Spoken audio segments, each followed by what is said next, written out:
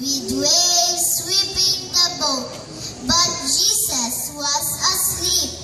The disciples woke Jesus and cried, "Lord, save us!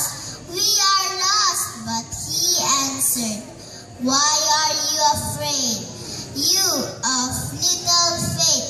Then he stood up and ordered the wind and sea, and it became completely calm.